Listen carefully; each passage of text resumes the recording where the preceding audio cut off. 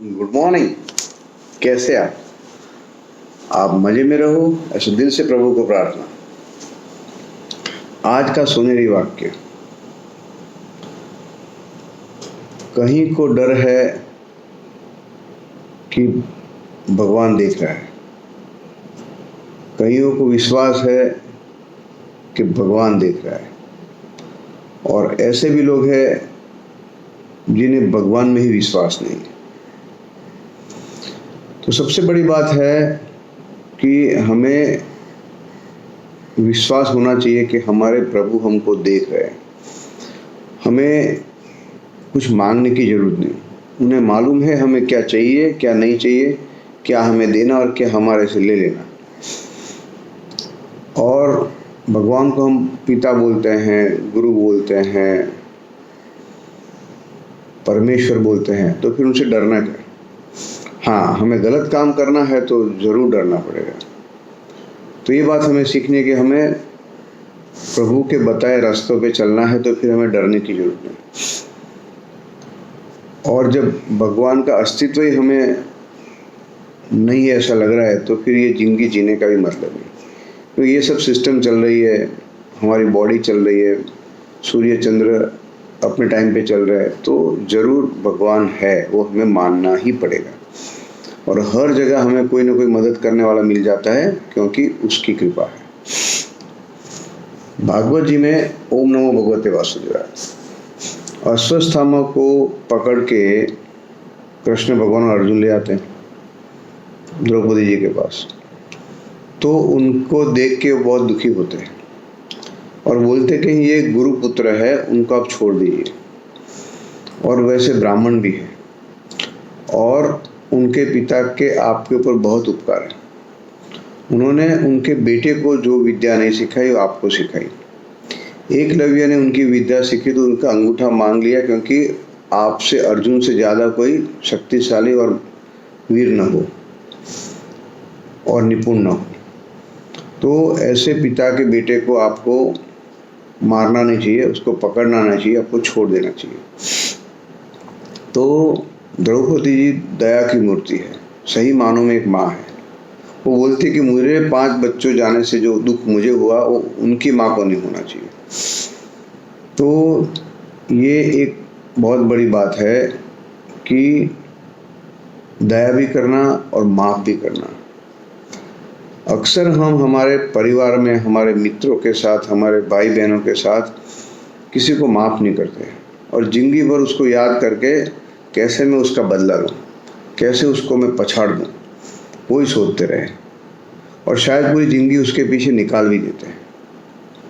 तो ये बात हमें सीखनी है कि हमें माफ़ भी करना है और दया भी करनी है, क्योंकि वैर से वैर बढ़ता है और प्रेम से प्रेम बढ़ता है। तो ये बात हमें बहुत ही अच्छी जानने को मिली। तो कृष्ण भगवान और अर्जुन सोचते हैं कि अभी इनको क्या करें, द्रौपदी ने मारने की तो मना की है। तो फिर कृष्ण भगवान कहते हैं कि आदमी को निस्तेज कर डालो, उसका ऐसा अपमान करो ताकि वो भविष्य में गलत काम न करे। तो फिर अश्वत्थामा की शिखा, उसकी चोटी निकाल देते हैं और उनके माथे पे जो मणि होता है मणि छीन लेते हैं, तो अश्वत्थामा निस्तेज हो जाता है। तो वो भी एक आदमी को मारे हुए बराबर है। लेकिन एक बात मैंने जो देखी है हमारे इतिहास में, जब जब हमने सामने वाले को माफ किया है, उसने उल्टा वार किया है। मोहम्मद गोरी को पृथ्वीराज चौहान ने 17 बार पकड़ा और उसको छोड़ दिया, और 18वीं बार जब पृथ्वीराज चौहान फंसते हैं और मोहम्मद गोरी के हाथ में पकड़े जाते हैं, तो बोलते कि मैंने तेरे को 17 बार छोड़ा है, तो एक बार तो मुझे छोड़। तो मोहम्मद गोरी बोलता है कि आप मूर्ख हो, आपने मुझे छोड़ दिया, मैं छोड़ने वाला नहीं, और बहुत क्रूरता से उनको मार डालता है। तो ये बात इतिहास से सीखने को मिली कि जहाँ जहाँ हम लोगों ने दुश्मनों को माफ किया, उन्होंने बहुत खराब तरीके से हमको मारा है। चाहे वो कोई भी ज्ञाति के हो, कोई भी जाति के हो, हमारे राजाओं का राज्य गया और देश में से हमारा अस्तित्व ही चला गया, हम लोग गुलाम बन गए। तो ज़िंदगी में ऐसा भी ध्यान रखना है कि हम माफ़ करेंगे अपनों को, गैरों को नहीं। ये बात बहुत ही बड़ी बात, समझने वाली बात है।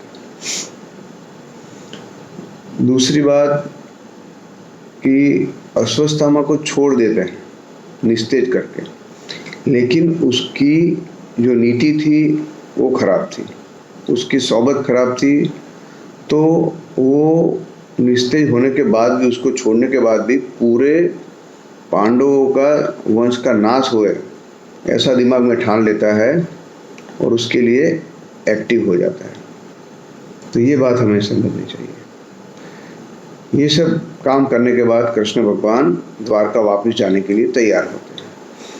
तो पांडव बहुत दुखी हो जाते हैं, क्योंकि वो उनके बहुत ही अंगत थे और हर तरफ, हर प्रॉब्लम में उन्होंने उनको मदद किया था।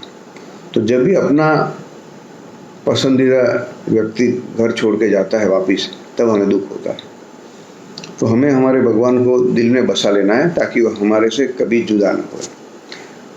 हमारा सबका दिन बहुत अच्छा रहे। गुड डे, जय श्री कृष्ण, ऑल